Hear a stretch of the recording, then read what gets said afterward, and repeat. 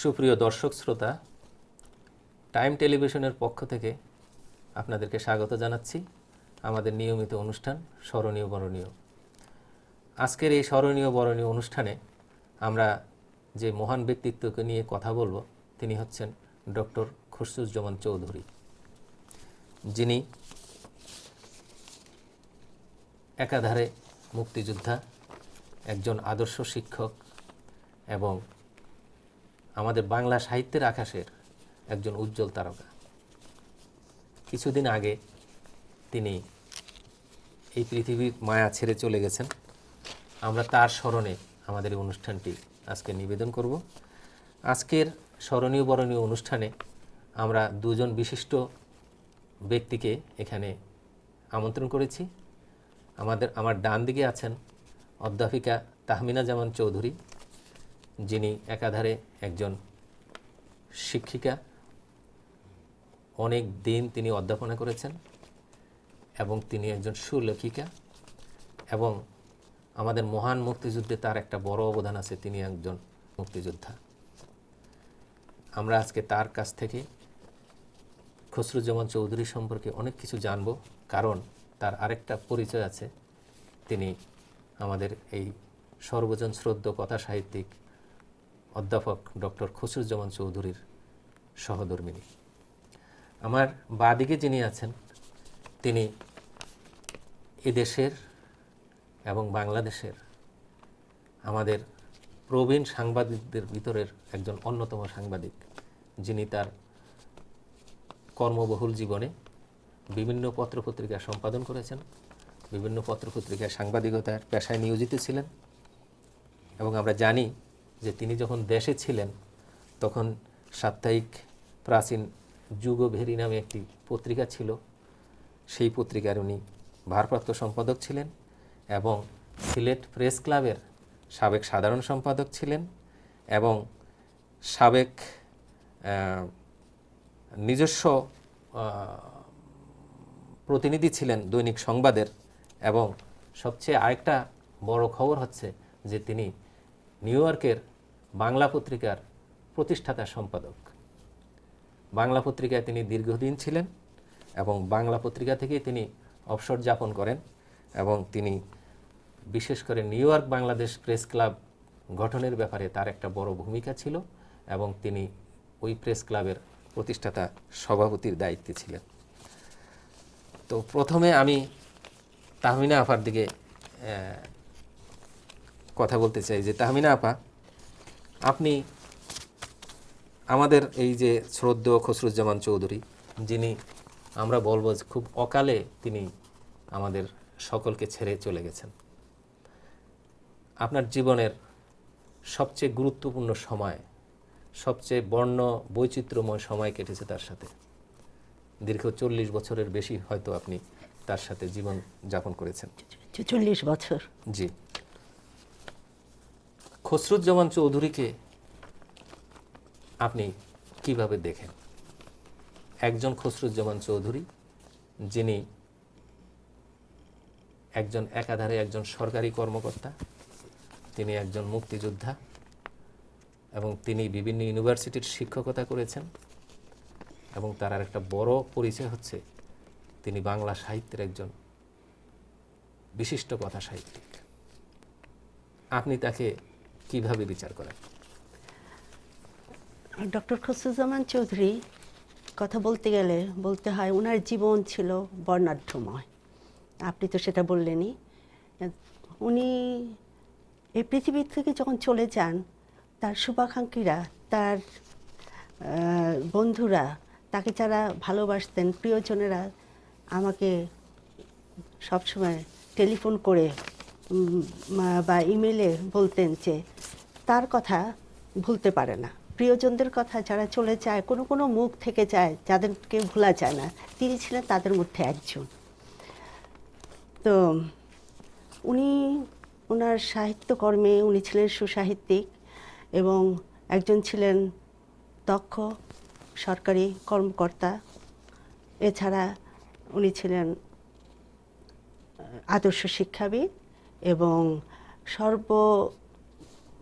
শ্রেষ্ঠ যে কথা আমার বলতে হয় সেটা হলো উনি ছিলেন একজন মুক্তিযোদ্ধা এবং দেশপ্রেমিক। খসরুজ্জামান চৌধুরী 1971 সালে যখন কিশোরগঞ্জের এসডিও, তখন মুক্তিযুদ্ধে অংশগ্রহণ করেন উনি, এবং 26 তারিখে উনি ঘোষণা দিলেন যে উনি মুক্তিযুদ্ধে যোগদান করছেন, এবং 27শে মার্চ তারিখে উনি আমি একটু ইন্টারাপ্ট করি। জি, খসরু ভাই যখন কিশোরগঞ্জের মহকুমা প্রশাসক ছিলেন, জি, তখন মুক্তিযুদ্ধ শুরু হয়ে গিয়েছিল, তাই না? জি, উনি 70 সালের মাঝামাঝি কিশোরগঞ্জের মহকুমা প্রশাসক হলেন, কিন্তু 71 সালের মার্চ মাসে উনি জি, তখন শুরু মার্চ হলো। মাসে যখন স্বাধীনতার ঘোষণা হলো, হ্যাঁ। বঙ্গবন্ধু অ্যারেস্ট হলেন, তারপরে ঘোষণা হলো, হ্যাঁ। তারপর পরই উনি মুক্তিযুদ্ধে অংশগ্রহণ ঝাঁপিয়ে করলেন, এবং উনি 7 তারিখে যখন বঙ্গবন্ধুর ভাষণ দিয়েছিলেন তখনই উনি মেন্টালি কিন্তু মানসিকভাবে প্রস্তুতি নিয়ে নিয়েছেন, উনি দেশের জন্য আছেন উনি। জি। তো আপনাকে অনেক ধন্যবাদ। আমরা এখানে একজন সবচেয়ে প্রবীণ, আমাদের সিনিয়র সাংবাদিকদের এক অন্যতম সাংবাদিক, যিনি দীর্ঘদিন পত্রিকার সাথে জড়িত ছিলেন। তার শ্রম, তার মেধা সবকিছু এখানকার এবং বাংলাদেশের বিভিন্ন সংবাদপত্রের সাথে তিনি কাটিয়েছেন, এবং সবসময় আমাদেরকে, আমরা যেটা জানতাম, মাহবুব ভাই বলতেন যে আপনি খুব স্বাচ্ছন্দ্য বোধ করেন একটা পত্রিকা অফিসে কাজ করে। আপনার এই কর্মবহুল জীবনে আপনি আসার পরে কখন কিংবা তারও আগে কখন খসরু ভাইয়ের সাথে আপনার পরিচয় হয়?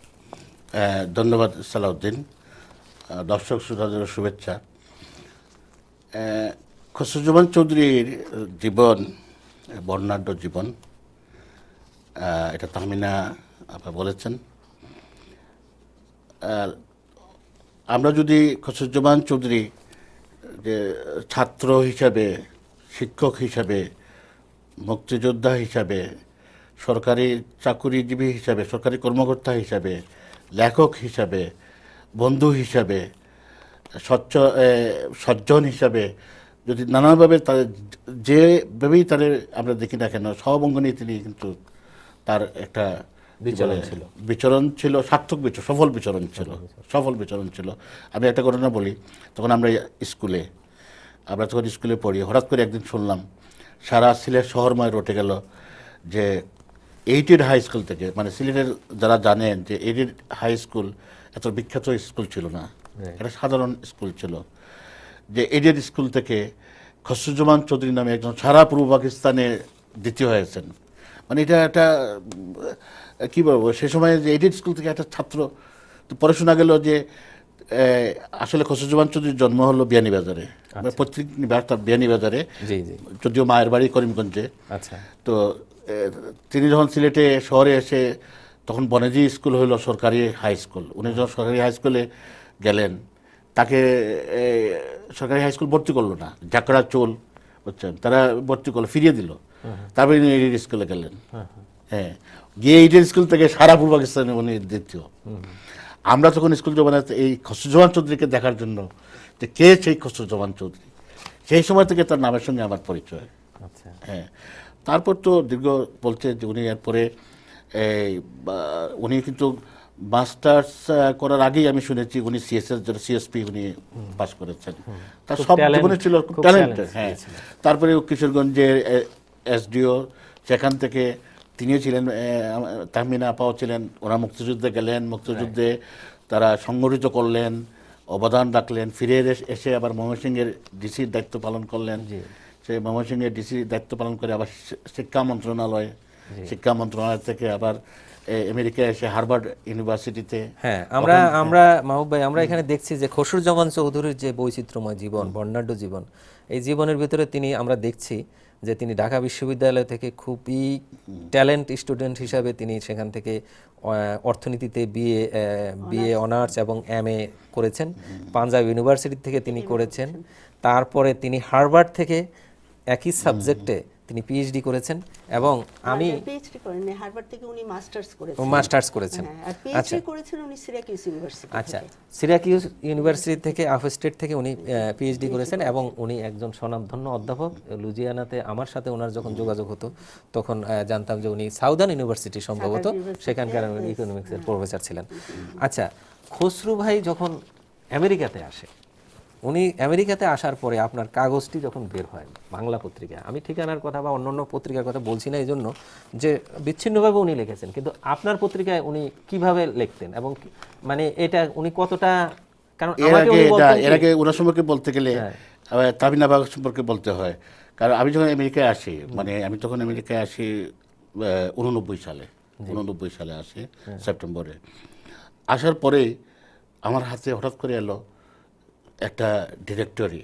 হ্যাঁ, তো যে ডিরেক্টরির মধ্যে সারা আমেরিকার প্রবাসী বাঙালি এবং বিভিন্ন ব্যবসা প্রতিষ্ঠান সব নাম্বার আছে, নাম, ঠিকানা, ফোন নাম্বার। হ্যাঁ, ডিরেক্টরি এবং ডিরেক্টরি এই সম্পাদনা তাহমিনা জামান।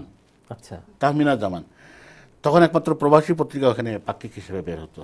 আচ্ছা আচ্ছা, প্রবাসী পত্রিকা পাক্ষিক হিসেবে বের হতো। তো আমি এই যে প্রবাসী নিলাম এবং এই ডিরেক্টরি নিলাম, আমি হুইজ তাহমিনা জামান, তাহমিনা জামান কে, আমি তখন এতটা চিনি না আর কি। হ্যাঁ, পরে আমার তাহমিনা জামান, উনি তো খসরুজ্জামান চৌধুরী সাহেবের ওয়াইফ। খসরুজ্জামান চৌধুরীকে তো চিনি, আপনার তো ভালোই হলো, বুঝছেন। আপনার এই একটা ভালো কাজ করেছেন। এই তখন থেকেই তো আমি তখন শুনলাম যে সিরাকুজ থাকেন। এরপরে তো বেশ কিছু পরে যখন আমি বাংলা পত্রিকা আমরা করলাম, যখন বাংলা পত্রিকা করার পরে হঠাৎ করে আবার একটা কথা বলে রাখি, এই খসরুজ্জামান চৌধুরী সম্পর্কে আমরা নানা নাতি, উনি আমাকে নানা ডাকেন, আমি ওনাকে নানা ডাকি। তো আমরা সেই সূত্র ধরে আবার তাহমিনা নানি ডাকি। হ্যাঁ, তো আমি হঠাৎ করে একবার বললেন, নানা আমি একটা সিরিজ শুরু করব, আপনাকে দেব আর লন্ডনের সুরমাকে দেব। হ্যাঁ, আমি ঠিক আছে, খুব খুশি হব। এর আগে অবশ্য এই সিরিজ লেখার আগে কিন্তু উনি এই মুক্তিযুদ্ধের মানে বিষয়ে বিভিন্ন খণ্ড, ওনারও রচনা আছে, তাহমিনা জামানেরও রচনা আছে, খসরুজ্জামান চৌধুরী মুক্তিযুদ্ধের বিভিন্ন স্মৃতি, হ্যাঁ ওইসব উনি লিখতেন, ওইসব আমরা ছাপতাম। এরপরে বললেন যে না, আমরা একটা ধারাবাহিক একটা সিরিজ দেব। বললেন না না, এটা কিন্তু পাঠক নেবে। হ্যাঁ, এটা আমি অফুরান আমি লিখতে থাকবো, আপনার কাছে ছাপতে থাকবেন। ঠিক আছে, আমি ওনাকে ধন্যবাদ জানালাম, আপনি শুরু করেন। এবার আমি শুরু করলেন, উনি ওইটা নাম ছিল ওই যাহা বলিব বুঝিয়া বলিব, হ্যাঁ যাহা বুঝিব তাহা বলিব না, যাহা বলিব বুঝিয়া বলিব, যাহা বুঝিবে তাহা বলিবে না। তো এটা মানে আমাদের পাঠকের মানে এত সমাদৃত হয়েছিল হয়তো যে অনেকেই ফোন করতো আমাকে। হ্যাঁ, আর যারা ওনাকে জানতো, আমি যদ্দূর আমি কয়েকটা এপিসোড পড়েছিলাম যে বেশ যথেষ্ট হিউমার ছিল ওইটার ভিতরে, যথেষ্ট হিউমার। আমি বলি ওইটা আমার তখন মেইলে, তখন তো আর ইমেল ছিল না, এইসব ছিল না, তখন মেইলে আসতো। তো মেইলে একসঙ্গে উনি 2-3 পাঠিয়ে দিতেন, এপিসোড পাঠিয়ে দিতেন। তা আমি পাওয়ার পরে সব কাজ রেখে ওইটা পড়তে বসতাম, বুঝছেন।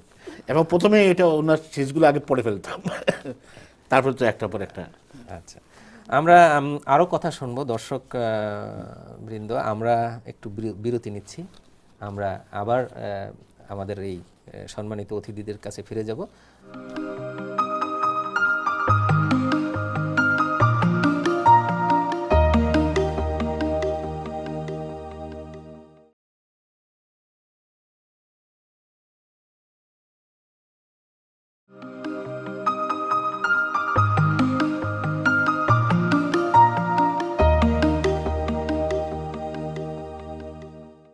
দর্শক, বিরতির পর আমরা আবারও অনুষ্ঠানে ফিরে এলাম। আপনারা আমাদের সঙ্গে থাকার জন্য আপনাদেরকে অনেক ধন্যবাদ। এবারে আমরা খসরু ভাইয়ের উপরে তাহমিনা জামান আপার কাছ থেকে কিছু তথ্য জানতে চাইব। আমরা মাহবুবের কাছে জানলাম, তার ব্যক্তি জীবন সম্পর্কে জানলাম, তার সগৌরব অবস্থান সম্পর্কে জানলাম, তার অবস্থিতি এবং তার যে ওই সময়কার যে ব্যাপ্তি, সব কিছুই আমরা মোটামুটি একটু ধারণা নিলাম। একজন মুক্তিযোদ্ধা হিসাবে, মানে বাংলাদেশের একজন সচেতন নাগরিক হিসাবে, দেশপ্রেমিক নাগরিক হিসাবে আপনি খসরুজ্জামান চৌধুরীকে কেমন দেখছেন? কি তাকে একজন আদর্শ মুক্তিযোদ্ধা হিসেবে দেখছেন, সৎ খাঁটি দেশপ্রেমিক হিসেবে দেখেছেন, কিভাবে আপনি তাকে দেখেন? উনি সবই ছিলেন। উনি খাঁটি দেশপ্রেমিক ছিলেন, আদর্শ মুক্তিযোদ্ধা ছিলেন উনি। উনি আমি আগে অর্থাৎ তার কোনো চাওয়া পাওয়া ছিল না? চাওয়া পাওয়া কিছুই ছিল না। উনি তো ওই ২৬ তারিখে যখন উনি ঘোষণা দিলেন যে উনি মুক্তিযুদ্ধে আছেন, ২৭ তারিখে উনি কিশোরগঞ্জের স্টেডিয়ামে হাজার হাজার জনতার মাঝে উনি বাংলাদেশের পতাকা উত্তোলন করলেন এবং জয় বাংলা প্রতিধ্বনি দিয়ে আচ্ছা, সে সময় আপনি কোথায় ছিলেন? আমি তখন কিশোরগঞ্জেই সেই এসডিওর বাড়িটা যে তার পাশেই ছিল স্টেডিয়াম। তো আমি কিন্তু ওনার বক্তৃতা শুনছি, উনি যে বক্তৃতা দিচ্ছেন এবং সবাইকে আমন্ত্রণ জানাচ্ছেন যে আপনারা আসুন, যার যা আছেন আসুন এবং মুক্তিযুদ্ধে অংশগ্রহণ করুন আপনারা। আমরা আরেকটা জিনিস আমরা খুব গৌরবের সাথে লক্ষ্য করছি, সেটা হচ্ছে যে খসরুজ্জামান চৌধুরী যখন মারা গেলেন, এই পৃথিবী থেকে চলে গেলেন, তার সম্পর্কে বিভিন্ন পত্রপত্রিকায় যথেষ্ট কভারেজ এসেছে, তার নিউজ এসেছে। জি বাংলা পত্রিকায় তার জন্য সম্পাদকীয় করেছেন, জি বা বাংলা পত্রিকার যে বর্তমান স্বনামধন্য সম্পাদক আবু তাহের নিজে সেই সম্পাদনাটি লিখেছেন, যেটাতে আমরা খুবই উচ্ছ্বসিত হয়েছি। এবং আমি যদ্দূর জানি যে খসরু ভাইয়ের উপরে বাংলাদেশেও অনেকগুলো দৈনিক পত্রিকায় তার উপরে কভারেজ করেছে, প্রথম আলো থেকে শুরু করে অনেক কিছু। আমরা এখানে দেখতে পাচ্ছি যে খসরুজ্জামান চৌধুরীর উপরে একটি সুবিশাল স্মারক গ্রন্থ বের হয়েছে। এটার পেছনে নেপথ্যে প্রচ্ছন্নভাবে আপনি কাজ করেছেন এবং এইখানে এই বইতে আমি সবগুলো আর্টিকেল আমার পড়া সম্ভব হয়নি এখনো, অনেক গুরুত্বপূর্ণ কথা এই বইয়ের মধ্যে আছে, যেখানে খসরুজ্জামান চৌধুরী একজন ব্যক্তি, খসরুজ্জামান চৌধুরী কিভাবে তিনি বিকশিত হয়েছেন, কিভাবে তিনি বিভাসিত হয়েছেন, সেটার কিছুটা ধারণা এই বইয়ের ভিতরে দেওয়া হয়েছে। এইখানে মুক্তিযুদ্ধের কথা আছে, এখানে অনেক বড় বড় খুব বিখ্যাত লোকদের লেখা আছে খসরু ভাইয়ের উপরে। তিনি তো আপনার সহধর্মী ছিলেন, তার জীবন সঙ্গী ছিলেন আপনার, তাই না? সহধর্মী, আপনার প্রাণপ্রিয় স্বামী। আপনার দু একটা স্মৃতি কি মনে পড়ে তাকে নিয়ে? আপনার তো অনেক স্মৃতি আছে তাকে নিয়ে, দু একটা স্মৃতি কি আপনি বলতে পারেন? প্রথমে আমার যেটা মনে হচ্ছে, যেদিন নাকি কিশোরগঞ্জ ছেড়ে স্বাধীনতা সংগ্রামের সময় আমাকে লঞ্চে উঠিয়ে দিলেন উনি, যে আমাকে একটা গ্রামে চলে যেতে হচ্ছে আমার শিশু সন্তানকে নিয়ে, 8 মাসের শিশু সন্তান। সেই সন্তান কি ওটা কি ছেলে সে ছিল আমার না ছেলে মেয়ে? ছিল। ছেলে ছিল, সে এখন তো বড় হয়ে গেছে। আচ্ছা, মাঝে দিয়ে আমি একটু কোশ্চেন করি, আপনাদের দুই সন্তান? দুই সন্তান। তো এই ছেলে কি করেন? ছেলে কোথায় আছেন? ছেলের নাম হলো সাইদ চৌধুরী, সে সান ফ্রান্সিসকোতে কোয়ালকম কোম্পানিতে, সে ওখানে সিনিয়র ডিরেক্টর মার্কেট প্রোডাকশনের। বিউটিফুল। এবং আমার মেয়ে বস্টন ইউনিভার্সিটিতে।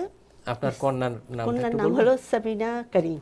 সাবিনা করিম। আগে ছিল সামিনা চৌধুরী, বিয়ের পরে হলো সামিনা করিম। আমরা এই স্মারক গ্রন্থেও আমরা দেখেছি যে এই আপনার কন্যার এবং আপনার পুত্রের অনেক কথা এখানে আছে, তারা নিজেরাও লিখেছেন এটার উপরে। তো আপনার দাম্পত্য জীবন, আমরা তো খুব শর্টকাটের ভিতরে এই করছি, আপনার স্মৃতির ভিতরে সবচেয়ে আমার মনে হয় সবচেয়ে বেশি আপনাকে আলোড়িত করেছে যে যখন মুক্তিযুদ্ধে খসরুজ্জামান যোগ দিচ্ছেন, আপনাকে তখন এখান থেকে এসকেপ করে পালিয়ে যেতে হচ্ছে, আপনার তখনকার অনুভূতিটা কি? তখন আমি ভাবছি যে দেশের জন্য করছে, সে যোগদান করেছে, আমিও দেশের জন্য চলে যাচ্ছি, কেননা উনি যাতে ঠিক মতো কাজ করতে পারেন সেই জন্য। কিন্তু তারপরে তো আমাদের দুজনে আলাদা হয়ে গেলাম, আমরা কেউ কারোর খবর জানি না, কোনো যোগাযোগ ছিল না। আর আমি তো ছদ্মবেশী হয়ে ঘুরছি, কেননা সেই সময় তার নামে একটা করা হয়েছিল, তখন 204 জন সিএসপি ছিলেন, তার 19 জন সিএসপি মুক্তিযুদ্ধে অংশগ্রহণ করেছিলেন। এই 19 জনের মধ্যে 13 জনের নামে MLR-40 নামে একটা হুলিয়া জারি হয়েছিল। তাতে এই 13 জনের মধ্যে 7 নম্বর তার নাম ছিল, খসরুজ্জামান চৌধুরীর নাম ছিল সেই হুলিয়া জারিতে। সেটা ছিল 7ই সেপ্টেম্বর। এবং 9ই নভেম্বর তারিখে যখন সরকার থেকে বলা হলো যে যারা নাকি সরকারি কাজে আসতে পারবে না, তখন তাদেরকে 14 বছরের সশ্রম কারাদণ্ড দেওয়া হবে। আচ্ছা। তো তার মধ্যেও ওই 13 জন সিএসপির নাম ছিল এবং খসরুজ্জামান তার মধ্যে ছিল। তো তখন এইসব গোপন করার জন্য আমি ছদ্মবেশী হয়ে আমার ছেলেকে মানে কি বলবো, কেউ বলবে না যে আমি খসরুজ্জামানের স্ত্রী, মনে করবে যে আমি একটা গ্রামের মেয়ে। Right. ওইভাবে আমি ঘুরেছি বিভিন্ন জায়গায় এবং ওইটা শেষে নিয়ে আপনি আপনি আপনি আপনার, বাস্তব লেখেও আছে আমি দেখবেন। লিখেছিলাম। এটা লেখা আপনার আমি হ্যাঁ একটা লিখছি, ওটা হলো এই অনিশ্চিত যাত্রা 1971 নামে। আমরা আপনার লেখা সম্পর্কে আমরা আরো জানবো। আমার আরেকটা জিনিস আপনার কাছে খুব জানতে কৌতূহলী হচ্ছি আমি, সেটা হচ্ছে যে খসরু ভাইয়ের সাথে যে আপনার যে দীর্ঘ জীবন, ঠিক। এবং এই দীর্ঘ জীবনে মানে মানুষের জীবনে তো অনেক কিছুই ঘটে, তাই না? জি। আপনাদের একজন কন্যা সন্তান, একজন পুত্র সন্তান। আমার মনে পড়ে যদ্দূর যে আমি এই দেশে আসার পরে আপনি আপনার কন্যা সন্তানের বিয়ের অনুষ্ঠানের খুব সৌকর্যময় চমৎকার কার্ড পাঠিয়ে আপনি আমাকে ইনভাইট করেছিলেন। জি। আমার দুর্ভাগ্য আমি সেখানে অংশগ্রহণ করতে পারিনি। খসরু ভাইকে যখন আপনি ঘরে পেতেন, জি। এরকম একটা হিউমার, এরকম একটা রসিক মানুষ ঘরে যখন পেতেন, তখন আপনার কাছে কি অনুভূতি হতো? তিনি ঘরের ব্যাপারে আপনাকে কি রকম সহযোগিতা করতেন? তিনি তো মানুষের জন্য নিজেকে বিলীন করে দেন, কিন্তু তার ঘরের ব্যাপারে তার কতটা, তিনি কি উদাসীন ছিলেন নাকি আপনার প্রতি কিরকম ছিলেন তিনি? উনি খুব একনিষ্ঠ স্বামী ছিলেন বলবো, একনিষ্ঠ বন্ধু ছিলেন আচ্ছা। উনি এসে আমার যাতে কষ্ট না হয় অনেক সময় আমাকে রান্নায় সাহায্য করতে চাইতেন, আচ্ছা। কিন্তু আমি তাকে দিতাম না সাহায্য করতে। হ্যাঁ। আমি যে তোমার পড়াশোনা তুমি করো, তোমার কাজ তুমি করো। আচ্ছা। এবং সে যখন আবার লিখতে লিখতে টায়ার্ড হয়ে যেত, আমি তাকে গিয়ে সহযোগিতা করতে চাইতাম Beautiful.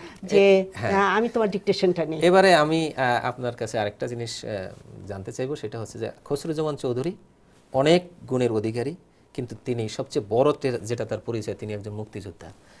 একজন মুক্তিযোদ্ধার মূল্যায়ন বাংলাদেশে ইদানিং খুব একটা হচ্ছে না, বিশেষ করে স্বাধীনের পর থেকেই হচ্ছে না। জি। আমি সেখানে যাব না, আর এইসব ব্যাপারে আপনাকে আমি কোশ্চেনও করবো না। কিন্তু তিনি মারা যাওয়ার পরে তিনি স্বাধীনতা পুরস্কার পেয়েছেন। জি। আমরা কিন্তু হারিয়ে তারপরে তার বিকল্প খুঁজি, যখন থাকে তখন চিন্তা করি না। না। মারা যাওয়ার পরে আমাদের উপলব্ধ হলো যে তাকে আমরা স্বাধীনতা পুরস্কার দিতে চাই। এই ব্যাপারে আপনার অনুভূতিটা কি? আপনার কাছে কেমন লাগছে খসরু ভাই নাই, অথচ ওনার স্বাধীনতার পদক আপনি আমাদের বাংলাদেশের কর্ণধার থেকে বা রাষ্ট্রপ্রধানের কাছ থেকে আপনি নিচ্ছেন? আপনার কাছে কেমন সেই অনুভূতিটা আপনি একটু বলেন এক মিনিটের ভিতর। সেটা বুঝতেই পারেন যে সেটা হৃদয় বিদারক। তখন আমার মনে হয়েছিল যে আজকে যদি সে থাকতো তাহলে কত আনন্দ পেত, সে কত গর্বিত হতো। সে নেই, সেটা আমাকে নিতে হচ্ছে। একদিক দিয়ে আমার কান্না পাচ্ছে, কষ্ট পাচ্ছি, আরেক দিক দিয়ে আনন্দও হচ্ছে। আমরাও খুব আনন্দিত, আমরাও খুব গৌরবান্বিত। আমি মাহবুবের কাছে জাস্ট 30 সেকেন্ডের জন্য যাব যে খসরু ভাই যে আপনার একজন দীর্ঘদিনের বন্ধু, স্বাধীনতা পুরস্কার পেলেন, আপনার অনুভূতিটা কি? না, আমি এই সরকারকে ধন্যবাদ যে দেরিতে হলেও যে ওনাকে স্বাধীনতা পুরস্কার মানে মূল্যায়ন করা হয়েছে, যে তিনি যে এত বড় মাপের একজন লেখক এবং মুক্তিযোদ্ধা, তার এটা একটা তার যোগ্য, এটা কি বলে পাওনা তার, এটা এই স্বীকৃতিটা আমি সরকারকে ধন্যবাদ জানাই। এবং তার মৃত্যুর পরে তাকে রাষ্ট্রীয় মর্যাদায় দাফন করা হয়েছে প্রবাসেও। হ্যাঁ, এটা আমার মনে আছে এখনো, যে ডক্টর মোমেন এখানে উনি বলছিলেন আমাকে, আমি তখন অসুস্থ ছিলাম, বলছিলেন যে আমরা স্নো পড়ছিল, হ্যাঁ বলে আমরা এটা রাষ্ট্রীয় মর্যাদায় হয়েছিল তখন রাষ্ট্রীয় মর্যাদায় এটা আমরা যখন। আরেকটা জিনিস যে আপনি প্রশ্ন প্রসঙ্গে আমি ভুলে যাবো, আমি বলে রাখি, আমার খসরুজ্জামান চৌধুরী কিন্তু নানান অঙ্গনে উনি একবার ভর্তা পার্টি করেছিলেন। আচ্ছা। হ্যাঁ, লুজিয়ানাতে। আমাকে বললেন নানা আসবেন নাকি ভর্তা পার্টি। পরে ওটা আমি সংবাদ প্রকাশ, বাংলা পত্রিকাতে তখন এটা সংবাদ প্রকাশ হয়েছিল, 36টা আইটেম ছিল, না 53 রকম 53 রকমের ভর্তা, রেকর্ড সৃষ্টি করেছিলেন। আমরা আপনাদেরকে টাইম টেলিভিশনের পক্ষ থেকে অনেক ধন্যবাদ জানাচ্ছি। আমরা সময়ের সংক্ষিপ্ত সময় শেষ হয়ে আসছে, এই জন্য আমরা আপনাদের খুব গুরুত্বপূর্ণ এবং মূল্যবান কথা আমরা এতক্ষণ পর্যন্ত নিলাম আপনাদের কাছ থেকে। আরও তথ্য আমাদের জানার ছিল, আমরা আরও তথ্য আপনাদের থেকে নেব, যেহেতু সময়ের একটা বিষয় আছে। দর্শক বৃন্দ, আমরা খুবই আনন্দিত যে আপনারা আমাদের সঙ্গে আছেন এতক্ষণ পর্যন্ত। এই স্মরণীয় বরণীয় অনুষ্ঠানে আমাদের সঙ্গে থাকার জন্য আমরা আপনাদের প্রতি কৃতজ্ঞতা জানাচ্ছি, ধন্যবাদ জানাচ্ছি। আমরা আশা করছি যে আগামীতে আমাদের আরও যে প্রোগ্রাম হবে সেই প্রোগ্রামের সাথেও আমরা আপনাদেরকে পাবো এবং আপনাদের ওপিনিয়ন নেব। আপনাদেরকে অনেক ধন্যবাদ।